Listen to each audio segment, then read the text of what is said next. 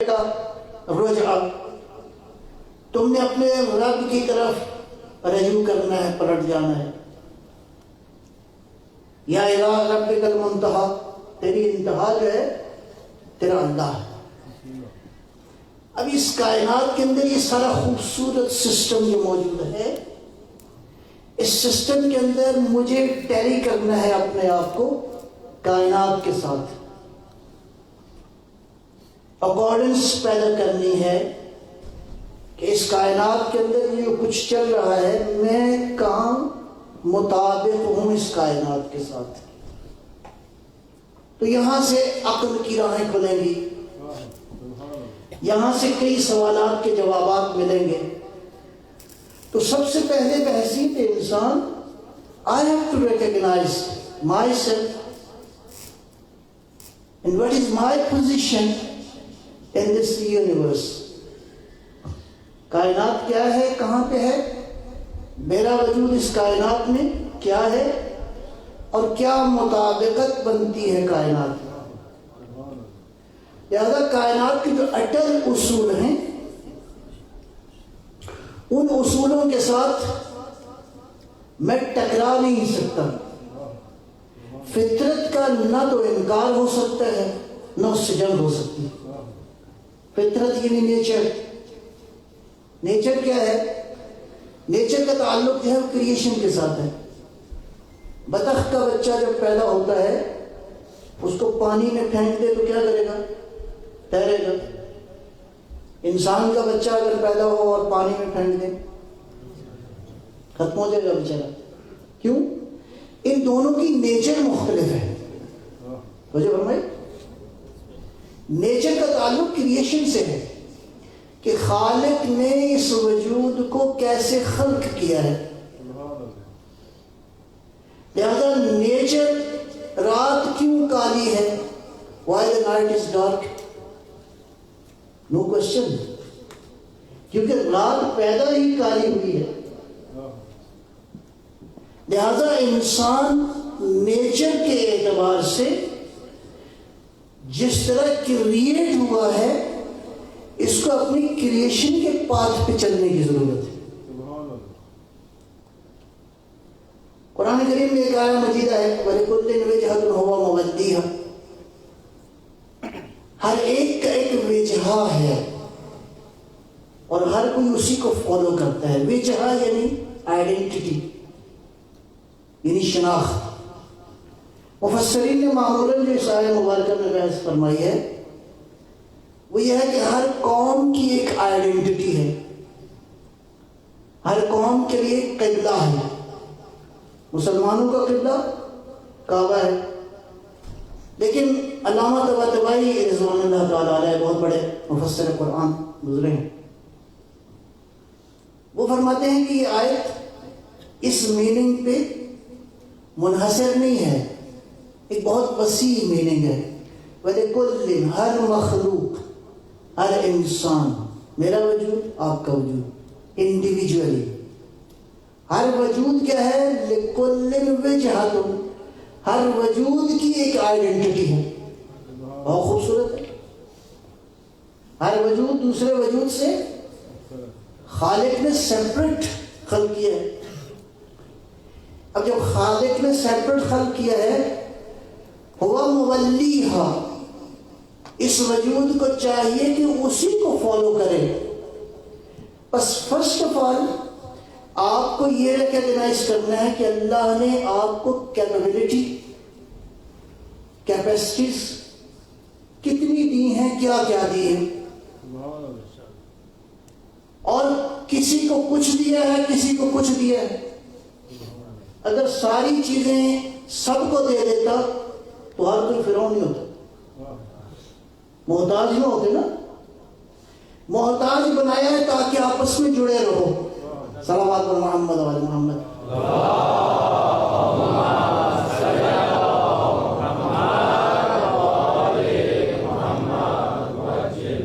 اختلاف، ڈفرنس، اس کی 3 قسمیں ہیں.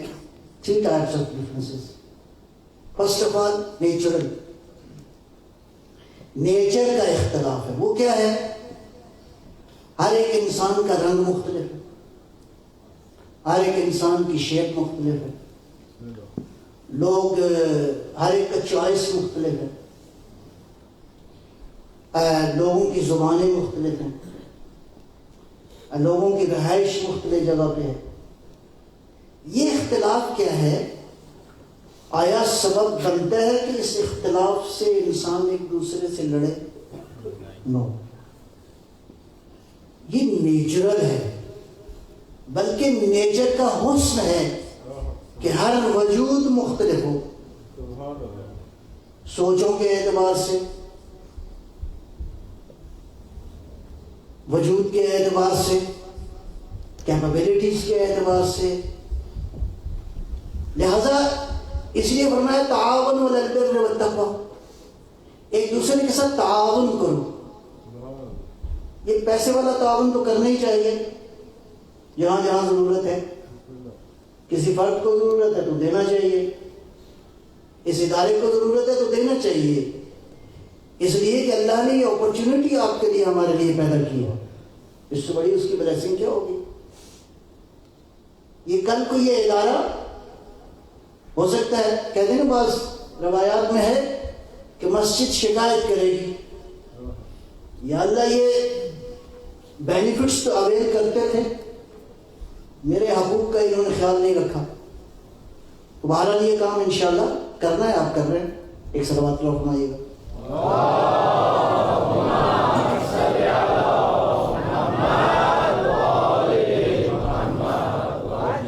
تو یہ نیچرل ڈفرینسز ہیں، لینگویج کا، کلچر کا، کلر کا، چوائسز کا،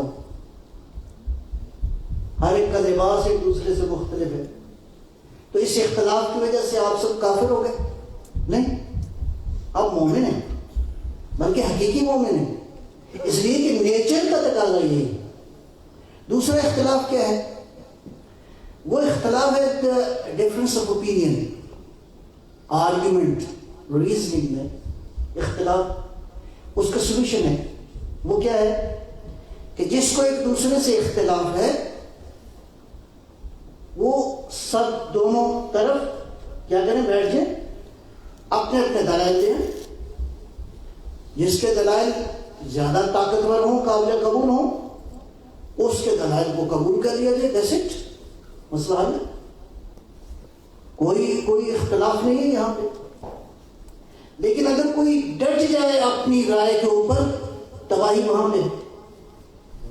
امیر المومنین علی ابن ابی طالب علیہ السلام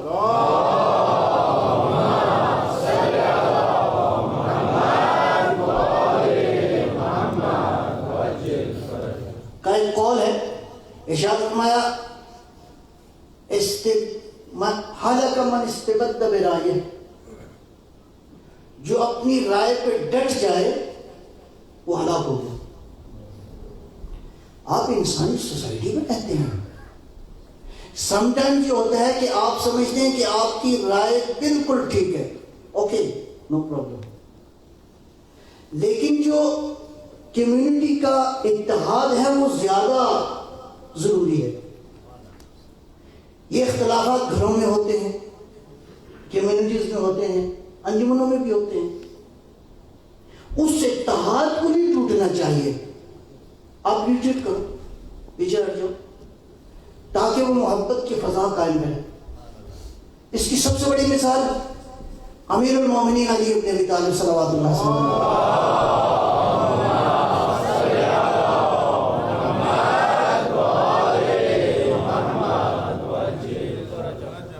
خلافت کے معاملے پہ اختلاف تھا، علی نے تلوار نہیں اٹھائی تاکہ امت باقی رہے، تاکہ اسلام باقی رہے۔ لہذا ہلاک من استبد برائے،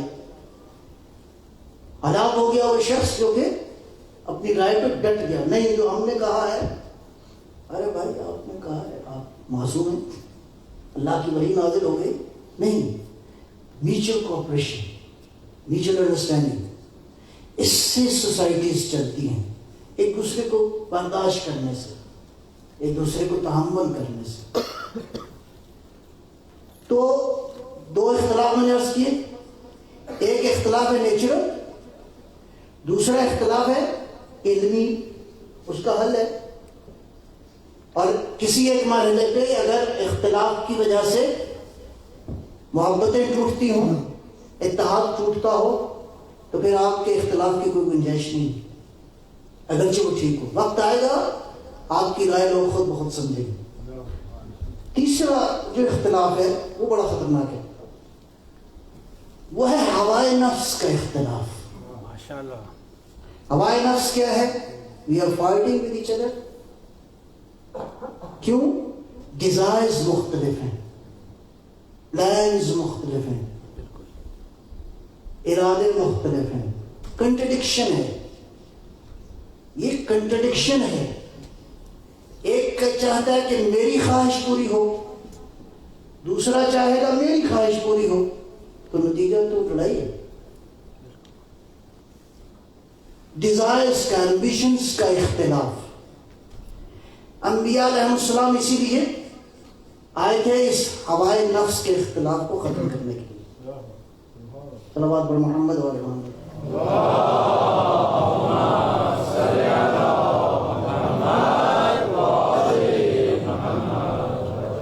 ایک کمیونٹی ہے جس میں کوئی اختلاف نہیں ہے. ایک کمیونٹی ایسی ہے بالکل پاورفل کمیونٹی جس میں کوئی اختلاف نہیں ہے. بالکل ان کو اکٹھا کر بٹھا دیں چند ہزار کی تعداد میں تو they will not fight with each other. یہ کمیونٹی کون سی ہے؟ یہ نبیوں کی کمیونٹی ہے، یہ اولیاء الہی کی کمیونٹی ہے، یہ ائمہ خدا کی کمیونٹی ہے، اللہ کے نیک بندوں کی کمیونٹی ہے. لہذا اس اختلاف وہاں پہ نہیں پایا جاتا. اب آگے چلتے ہیں.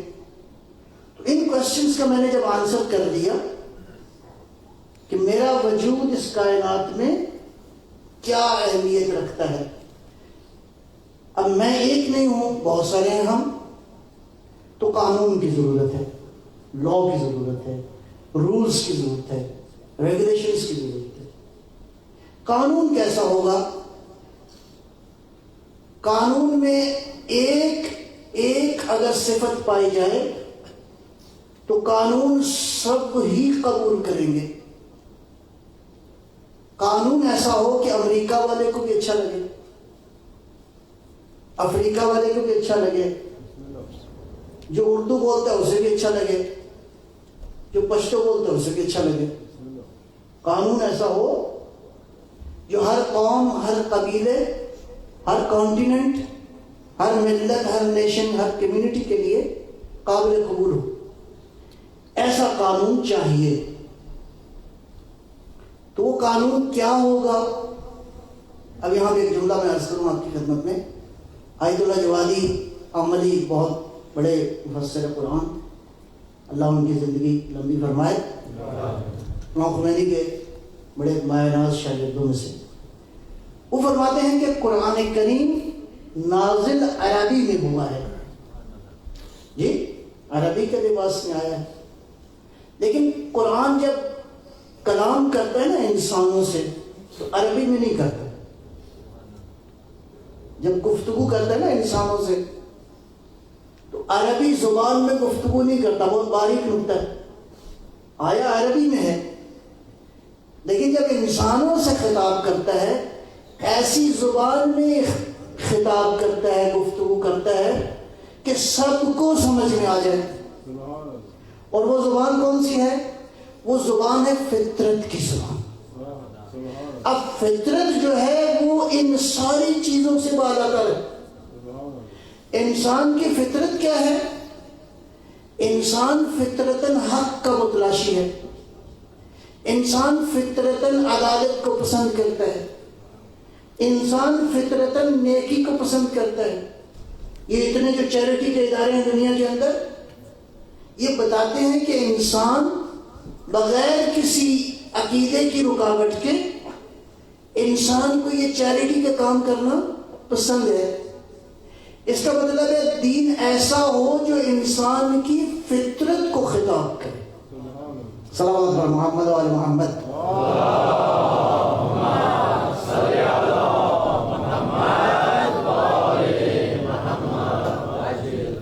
اب اس مرحلے میں پروردگار نے رہنمائی فرمائی اور فرمایا کہ ہم نے ایک ایسا ہادی بھیجا ہے وما ارسلناک الا رحمتا للعالمین.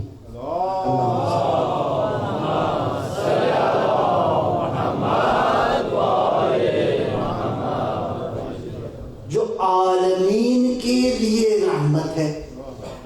اس کا مطلب ہے جس عالم میں قانون کی ضرورت ہے پیغمبر کی ذات اس عالم میں رحمت ہے. زمین پہ دیکھیں تو پیغمبر کا وجود ہر قوم کے لیے رحمت،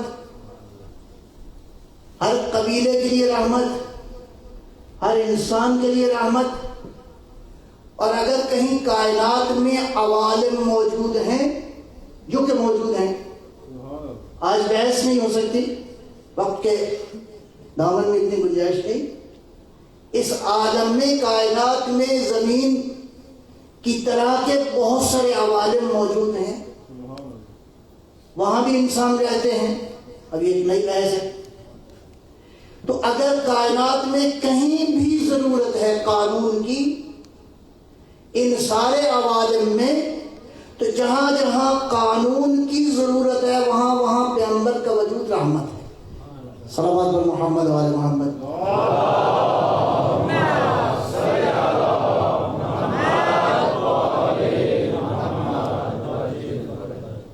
اس کا مطلب ان سارے عوالم کے اندر پیغمبر کے مقابلے میں کوئی بھی کھڑا نہیں ہو سکتا یہ دعویٰ کرے کہ میں افضل ہوں.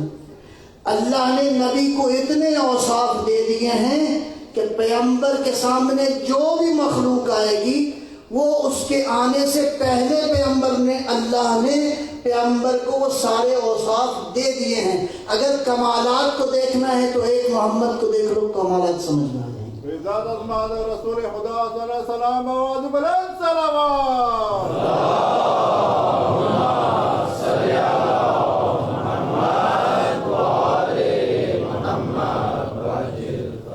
اس کا مطلب ہے آپ کی رسالت یونیورسل ہے،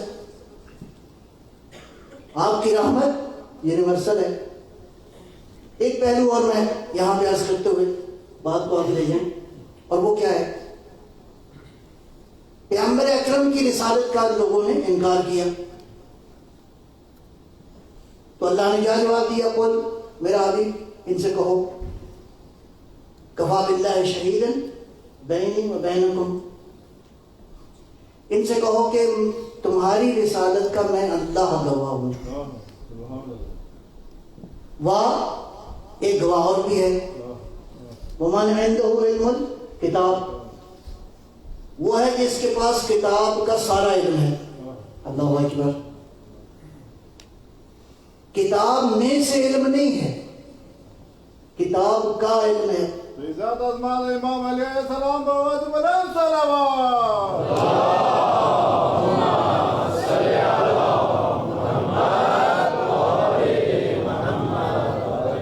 دونوں میں بہت فرق ہے، کتاب میں سے اور کتاب کا علم. جناب سلیمان علیہ السلام بیٹھے تھے ممبر پہ، اطلاع ملی کہ ملکہ سبا جو ہے وہ اس کی حکومت ہے اور ایک سارا سلسلہ ہے. تو اللہ کے نبی نے آفر کیا کہ کوئی ہے جو ملکہ بلقیس کا تخت لے کر آئے. اب ظاہر تخت تھا، تختی تو نہیں تھی، بہت بڑا تخت تھا، تاریخ میں لکھا ہے. میں ساری ڈیٹیل میں نہیں جاتا، اشارتاً عرض کروں گا.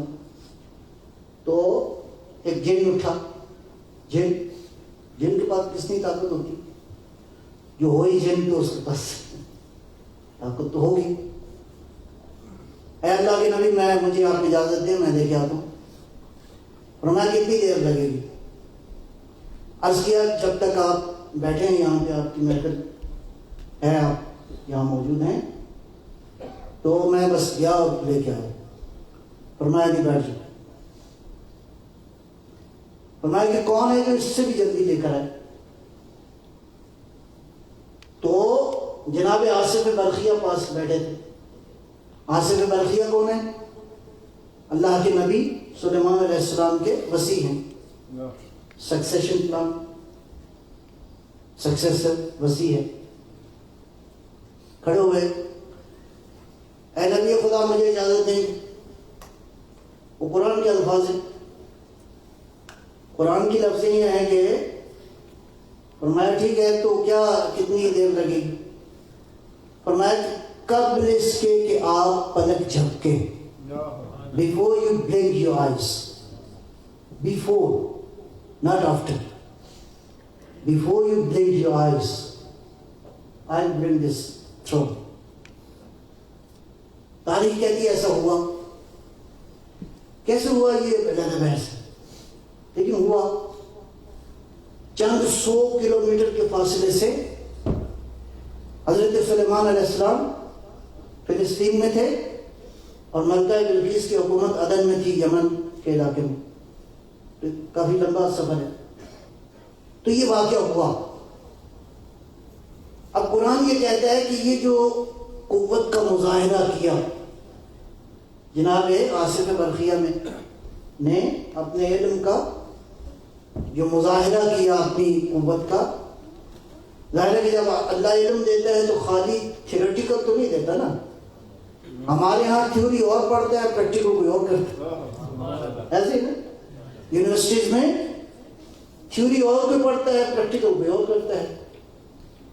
اللہ جب دیتا ہے تو تھیوری بھی دیتا ہے، ساتھ طاقت اور قدرت بھی دیتا ہے.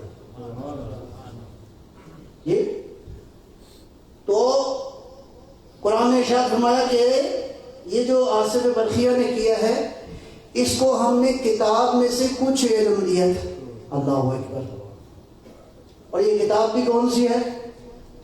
جو حضرت سلیمان علیہ السلام کے پاس ہے، فرض کریں. تو یہ ہے کتاب میں سے علم ہو تو یہ طاقت ہے، اور کتاب کا علم ہو تو پھر نعرہ حیدری یا علی یا علی یا علی. اسی لیے فرمایا کہ میں نے خیبر کا قلعہ بدنی طاقت سے نہیں، روحانی طاقت سے میں نے اکھاڑا. اب ہمیں کیا پتا اس کی حقیقت کیا ہے. یہ وہ طاقت ہے کہ جو زمین پہ بیٹھ کے آج آپ اشارہ کرتے ہیں نا تو گاڑی کا دروازہ کھل جاتا ہے. اس کا مطلب ہے اشارے میں کتنی طاقت ہے. ڈپینڈ کرتا ہے کہ یہ اشارہ جہاں سے آ رہا ہے وہ کیا ہے.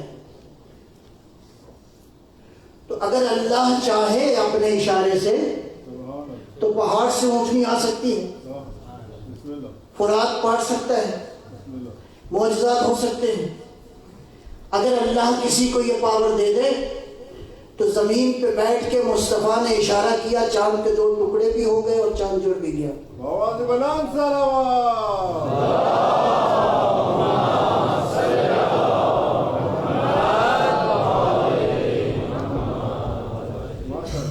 تو اللہ علم دیتا ہے تو ساتھ قدرت بھی دیتا ہے. تو میں نے عرض کیا کہ قانون ایسا چاہیے کہ جو سارے عوالم میں قابل قبول ہو. تو قابل قبول ہونے کے لیے پیغمبر کی ذات کنفرم ہو گئی. اس کے بعد یہ سلسلہ جاری رہنا چاہیے. تو اس آیت مجیدہ میں اللہ نے فرمایا قل کفا باللہ شہیدا. اچھا، عربی زبان میں شہید اور شاہد میں فرق ہے. ویسے اردو میں اس کا ترجمہ جو ہے وہ وٹنس انگلش میں کریں گے اور اردو میں گواہ، لیکن عربی میں فرق ہے. شاہد بھی گواہ ہے، شہید بھی گواہ ہے. دونوں میں فرق کیا ہے؟ شاہد اس گواہ کو کہتے ہیں جو ٹائم باؤنڈ ہوتا ہے. جب گواہی دے رہا ہو تو گواہ ہے. مثال کے طور پر فرض کریں عربی زبان میں عالم، شاہد، عالم جس کے پاس علم ہے، جب ظاہر کرے گا تو سمجھ میں آئے گا عالم ہے. نہیں ظاہر کرے گا تو نہیں معلوم کہ یہ عالم ہے. کاتب، رائٹر کہ کون رائٹر ہے، جب لکھے گا تو پتہ چلے گا کہ یہ کاتب ہے۔ تو یہ صفت جو ہے شاہد والی، جب یہ صفت ظاہر ہو تو اس وقت بنے گا گواہ۔ شہید کی گواہی جو ہے اس کو سمجھنے کے لیے کچھ اوصاف ایسے ہیں جو ٹائم بانڈ نہیں ہیں۔ سو رہا ہو تو بھی ویسا ہے، جاگ رہا ہو تو بھی ویسا ہے، بولے تو بھی ویسا ہے، چپ رہے تو بھی ویسا ہے، کوئی عمل انجام دے تو بھی ویسا ہے۔ مثلا فرض کریں شریف، اگر واقعی کوئی شریف ہے تو all the time is شریف۔ جمیل، خوبصورت، ایسا نہیں ہے کہ آپ کو بتائے خوبصورت پھول جی ہمیشہ وہ خوبصورت ہے۔ تو شہید جو ہے وہ گواہ ہے جو ٹائم باؤنڈ نہیں ہے۔ اس کا مطلب ہے یہ گواہی ایور لاسٹنگ ہے، یہ گواہی ایٹرنل ہے۔ تو اللہ کیا فرما رہا ہے کہ کہہ دو ان سے اللہ گواہ ہے۔ کیسا گواہ ہے؟ شاہد نہیں ہے، شہید ہے۔ اس کا مطلب ہے جب سے رسالت ہے تب سے اللہ گواہ ہے۔ یہ رسالت کب سے ہے؟ جناب جابر بن عبداللہ انصاری سے فرمایا کہ جابر، اللہ نے جو سب سے پہلی مخلوق خلق فرمائی وہ تیرے نبی کا نور تھا۔ جی سب سے پہلی مخلوق اللہ نے میرا وجود، میرا نور خلق کیا۔ اور اس کے بعد فرمایا کہ پس اس کا مطلب ہے کہ جب یہ حدیث بھی موجود ہے، کنت نبیا و آدم بین الماء والطین، میں اس وقت بھی نبی تھا جب آدم مٹی اور پانی کے درمیان تھے، یعنی اس وقت سے نبی ہوں۔ اب اللہ گواہی دے رہا ہے، اللہ تو سمجھتا ہے، اللہ کی گواہی کیسے ثابت ہوگی؟ اللہ گواہ ہے، اللہ تو نظر نہیں آتا۔ ایک صلوات تو فرمائیں گے انشاءاللہ۔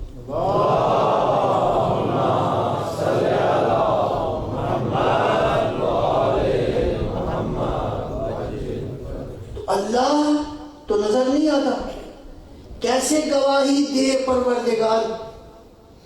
اس کی ایک ہی صورت ہے معجزات، میریکلز، لیکن لوگوں نے وہ بھی قبول نہیں کیا۔ تو اب گواہی اس وقت پوری ہوتی ہے جب دو گواہ ہوں، فقہ کا قانون ہے۔ تو ایک تو گواہ وہ ہے جو نظر ہی نہیں آ رہا، تو کوئی ایک ایسا گواہ بھی ہو جو نظر بھی آئے، اور وہ کون ہے؟ وَمَنْ عِنْدَهُ عِلْمُ الْكِتَابِ، وہ ہے جو کتاب کا علم رکھتا ہے۔ تو اس کا مطلب ہے کہ یہ گواہ تب سے ہے جب رسول اللہ رسالت کے منصب پہ فائز ہیں۔ صلوات پر محمد و آل محمد۔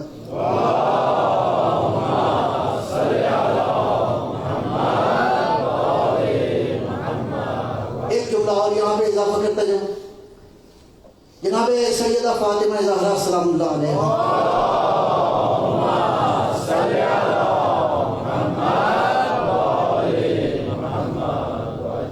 بی بی کا معروف خطبہ جو مسجد نبوی میں بی بی نے فرمایا، اس میں ایک مرحلے پہ بی بی نے اپنے والد گرامی کی تعریف کی ہے، اور ایسی تعریف کہ چشم فلک نے اس سے پہلے وہ تعریف نہیں سنی۔ اللہ اکبر، پیغمبر کی عجیب عظمت۔ میں خلاصہ نہیں کروں گا، اس میں بی بی ارشاد فرماتی ہیں، اشہد ان ابی محمد عبدہ و رسولہ، میں گواہی دیتی ہوں کہ میرے بابا، میرے فادر اللہ کے بندے بھی ہیں اور اللہ کے رسول بھی ہیں۔ اس کے آگے جو جملے ہیں میں اس کا خلاصہ عرض کروں۔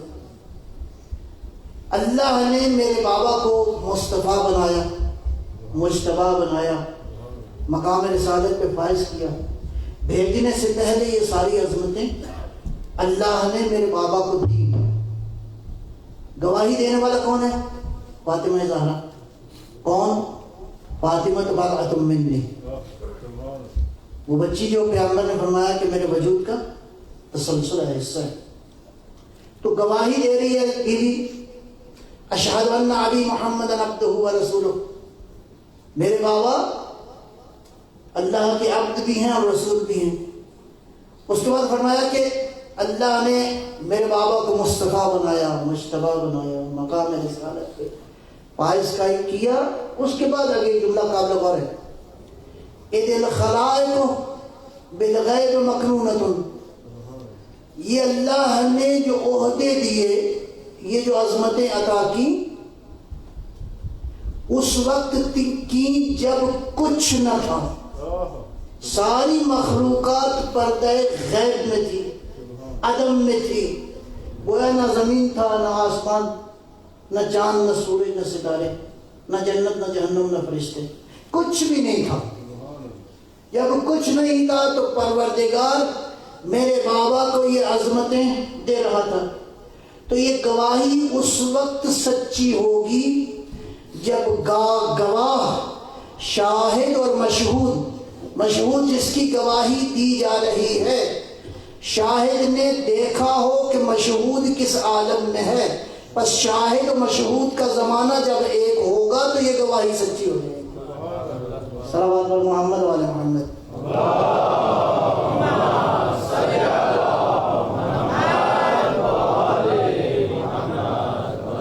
تو مومن کامیاب ہے کب؟ دو چیزیں ابھی خلاصہ کروں گا۔ پہلا، اپنی شناخت ہو، دوسرا اس کائنات کی ایگزسٹنس کے بارے میں اس کے پاس آنسر ہو، تیسرا قانون، وہ قانون جس کے مطابق اس نے زندگی گزارنی ہے، اور وہ قانون کون دے گا؟ وہ آپ کو قرآن دے گا، وہ قانون آپ کو صاحب قرآن دے گا۔ بس آج کی گفتگو مکمل ہوئی، میسیج آپ تک پہنچ گیا کہ مومن ہی کامیاب ہیں، اور اس مومن معاشرے کی ایک مثال وہ کربلا ہے۔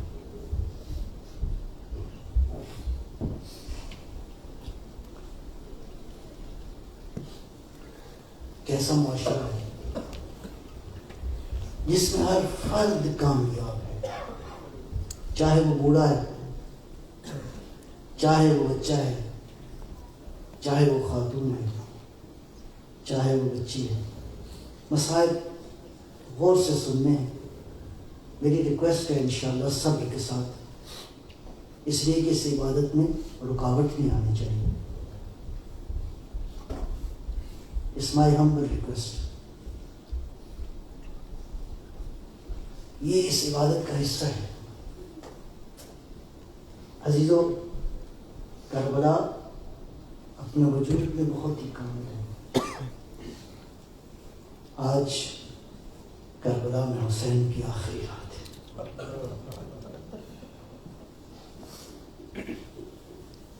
آج حسین نے رات کو مانگا ہے عبادت کرنے کے لیے، مختلف حصوں میں تقسیم کیا ہے اس رات کو۔ ایک حصے میں حسین نے ایک خیمے کا جا کے جائزہ لیا ہے، اس خیمے میں کیا ہو رہا ہے۔ اصحاب کے خیمے میں،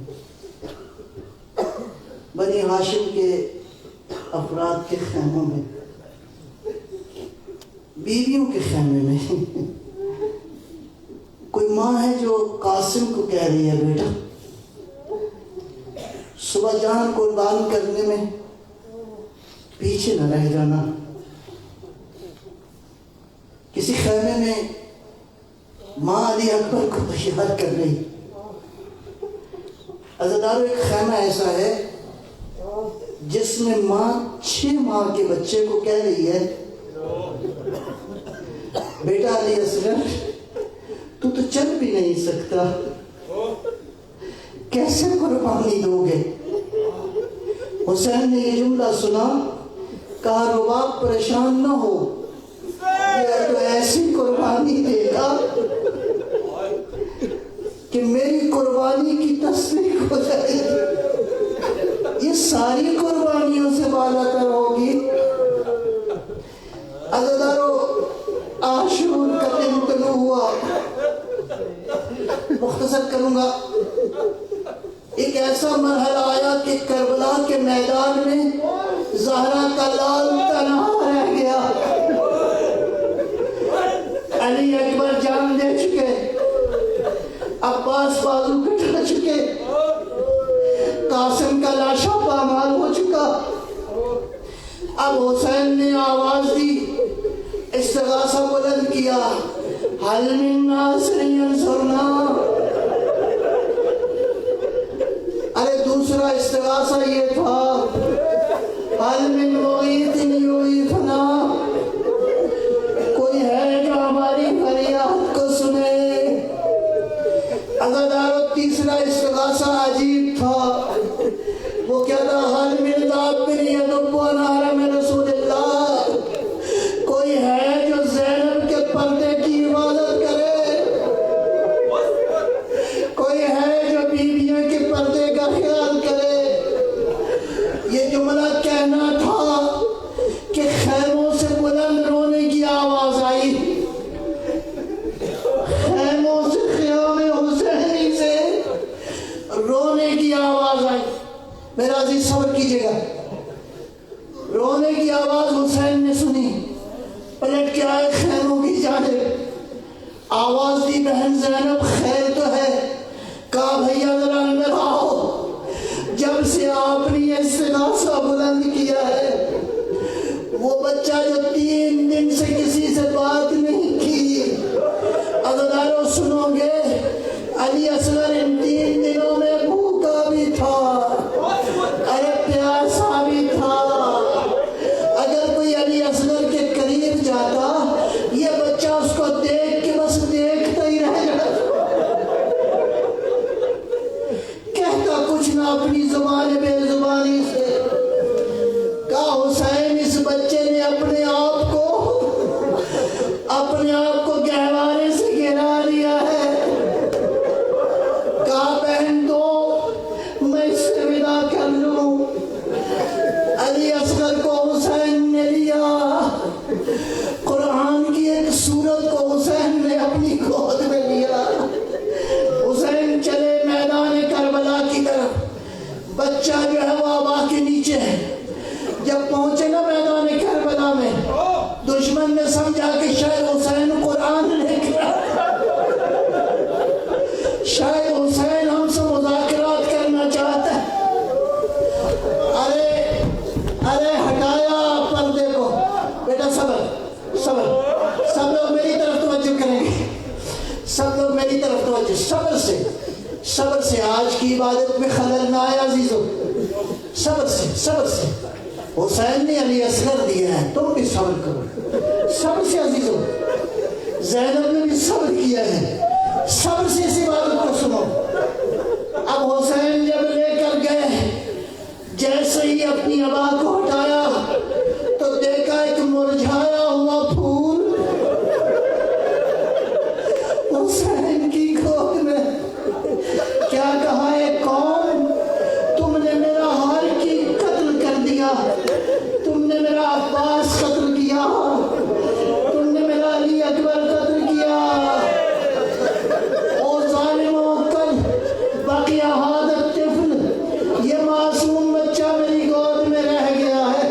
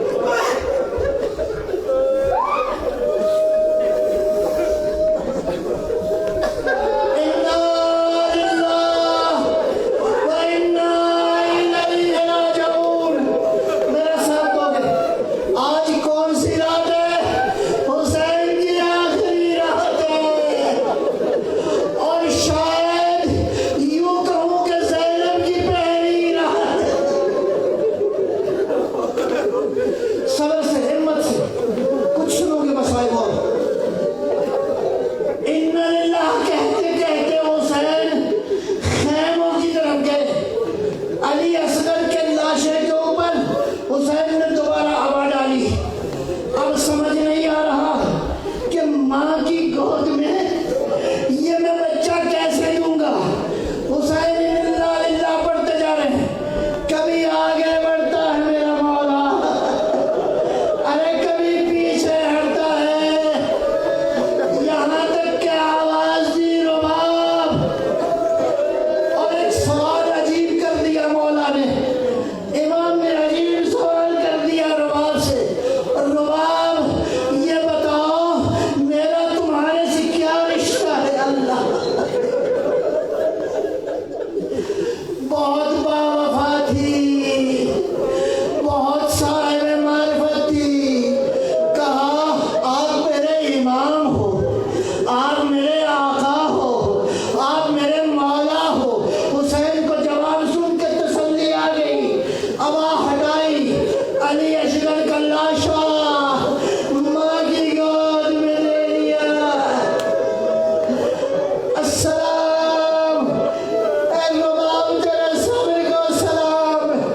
اب گلا نہیں کیا، کٹے ہوئے گلے پہ نگاہ گئی. بس ماں نے ایک جملہ کیا، کیا کہا؟ یا بنیا آپ مثلو کا یونہر، اور میرے لال کیا تیرے جیسے بھی زبا ہو.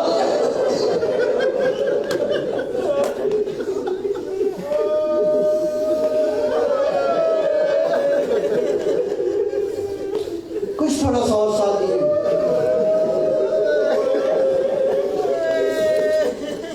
خدا جانے خیموں میں کیا گزری وہ سکینہ جو انتظار میں تھی. اے میرا بھائی، اللہ اکبر. لیکن ایک یہاں پہ بات کہنا چاہوں گا. آپ کو پتہ ہے نا علی اصغر ماں کے سینے پہ سوتا تھا اور سکینہ بابا کے سینے پہ سوتی. لیکن آج کے بعد قیامت تک علی اصغر بابا کے سینے پہ سوئے گا اور سکینہ ریت پہ سوئے گی. نہ ماں کی گود ملے گی نہ بابا کا.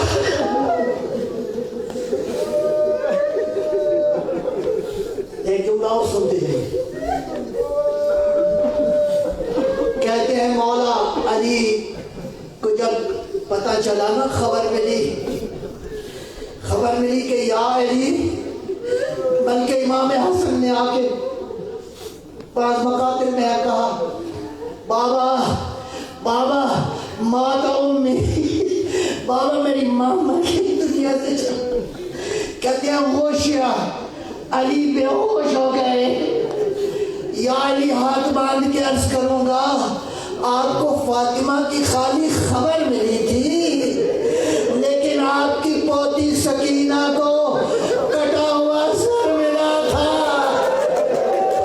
ارے اس کے باوجود ارے وہ بچی زندہ رہی. بس اگلا مرحلہ حسین نے ایک عجیب کام کیا. کہا رباب میں چاہتا ہوں کہ کل اگر لاشوں کی بے حرمتی ہو تو میرا یہ بچہ سالم رہ جائے. حسین نے تلوار سے ایک ننھی سی قبر بنائی، علی کو دفن کیا. بعض علماء کہتے ہیں کہ امام چاہتے تھے کہ امت کے اس گناہ پہ کم از کم پردہ پڑ جائے. لیکن عزادارو 11 محرم کا سورج طلوع ہوا. ارے سروں کی تقسیم کی، سروں کو تلاش کیا گیا. کسی نے کہا وہ جو آخری قربانی تھی حسین کی، اس کا سر نظر نہیں آ رہا. کسی نے کہا حسین نے خیموں کے پیچھے علی اصغر کو دفن کیا تھا.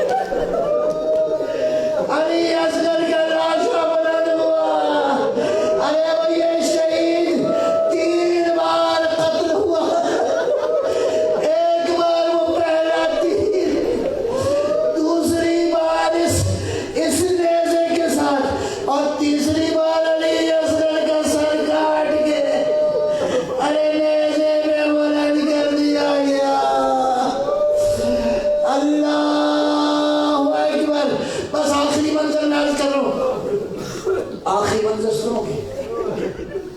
کہتے ہیں جب قافلہ پہنچ گیا نا مدینہ، اب مدینے میں کون ہے؟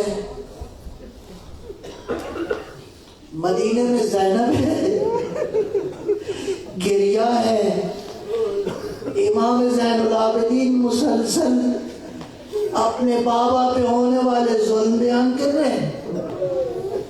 تو اس دوران بعض اوقات بیوی کو بعض خواتین اپنے گھر میں بلاتی تھی تاکہ پوچھیں کہ کربلا میں کیا ہوا. بعض مقاتل میں لکھا ہے کہ ایک دن ایک بیوی آئی بی بی زینب کے پاس، کہا بی بی ایک گزارش ہے، اگر تابوت نکلے گا آج، تابوت دیں، تابوت کو نگاہ کریں، میرے بس یہ 2 جملے غور سے ذرا سنیں گے.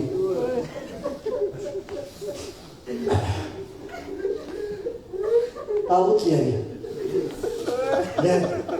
بیٹھے رہیں گے اور تابوت کو دیکھ کے میرے 2 جملے سنیے گا، اس کے بعد خوب کیا کریں، اس لیے کہ سکینہ کو کسی نے رونے نہیں دیا. جب رونے لگتی تھی یا شبر تماچے مارتا تھا یا تازیانے مارتا تھا. ایک خاتون آئی، کہا بی بی آئندہ، بیٹھے رہے 2 منٹ کے لیے بیٹھے رہے، کہا بی بی آئندہ جب آؤ تو علی اصغر کی ماں آپ کے ساتھ نہ آئے. کہا کیوں؟ کہا جب رباب آتی ہے ہمارے چھوٹے چھوٹے بچے ماں کا دودھ پینا چھوڑ دیتے. یا حسین یا